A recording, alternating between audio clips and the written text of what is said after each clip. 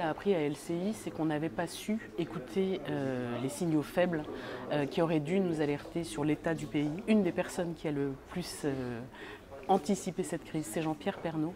Et on n'a pas assez écouté ce que disait Jean-Pierre Pernaut dans ses journées de 13 heures. Et ce que ça nous a appris, c'est vraiment à tenter d'écouter, de ne pas juger. Moi, ce que ça m'a appris personnellement, c'est que je me suis beaucoup battue pour dire que le nombre des gens qui étaient dans la rue, qui était forcément décroissant depuis la première mobilisation du 17 novembre, n'était pas le critère objectif. Ce qui était hors norme dans ce mouvement, c'était sa durée, sa puissance et quelle résonance il avait avec la société.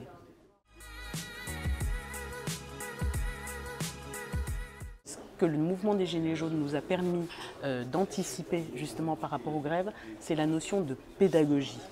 Nous avons une fonction à LCI, c'est celle de décrypter l'actualité, et sur une réforme des retraites qui est aussi complexe, nous avons privilégié les explications, les encadrer, les débats contradictoires sur les points qui n'étaient pas forcément évidents, de manière à fournir à nos téléspectateurs l'information la plus complète possible avant même d'en faire le commentaire.